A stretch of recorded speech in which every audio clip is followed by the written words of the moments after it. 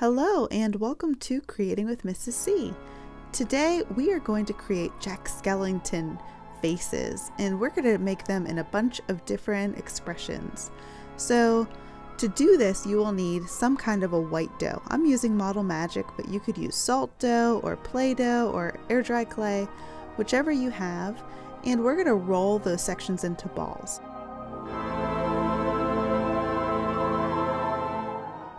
And we're going to do this 5 times, or however many Jack Skellington faces you want to create. You'll also need a rounded end like a pencil or a paintbrush. I'm going to use a paintbrush to press into our dough. So make sure your dough is not flat on a table, that you're holding it. And as you press gently. I'm going to make 2 diagonal lines that are going outward. And again, you want to keep this round, so trying to hold it gently and kind of pressing it around to make sure it keeps its shape. If you have a paper clip or something like a paper clip, you can use that to make a mouth. So I'm just going to press my paper clip end the whole way around to make this great big smile. You could use your fingernail or something else, maybe a folded up piece of paper. And if you open up your paper clip, you can also use it to make these tiny details like his nose or his mouth. And if you don't have a paper clip, try an old pen, maybe something that doesn't work anymore you could repurpose or reuse. Just look around your house and see what you have. I'm just making these little lines in his mouth.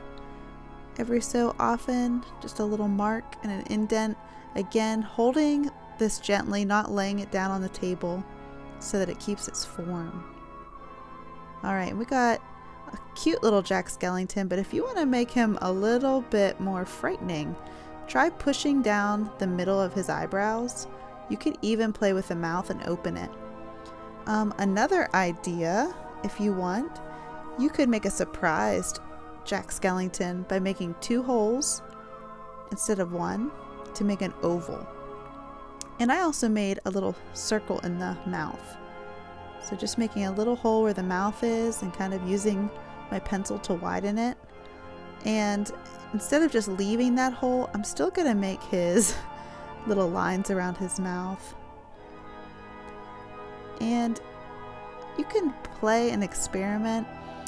You can make some bumps in the brow bone. You can make the eyes a little bit wider. Have fun just kind of squishing and molding to create different expressions. Another expression you could do is if you put the eyes a little farther apart and press down the center, you could kind of expand the eyes, make them a little bit more horizontal or sideways instead of vertical, and experiment with making the mouth a little bit bigger, a little bit wider.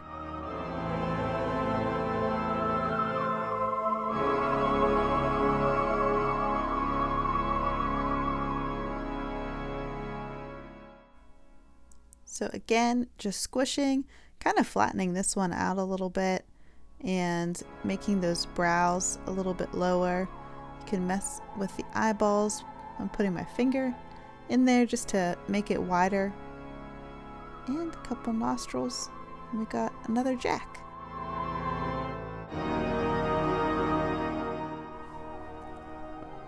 Just experiment and have fun. Create as many expressions as you would like.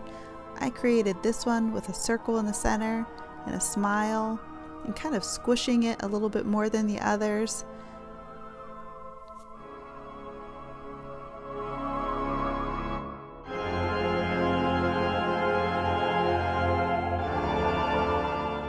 And to finish these, I just took a black marker, colored in the eyes. You can get a skinnier black marker to work on the nostrils and the delicate lines in the mouth, but I just filled as much as I could with black, taking my time and having fun. And when you're finished, still play with it.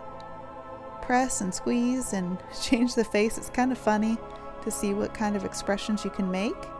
And if you make a mistake, start over, because this is really fun and it's relaxing. So I hope you have a great time doing these. I can't wait to see what you make. Enjoy.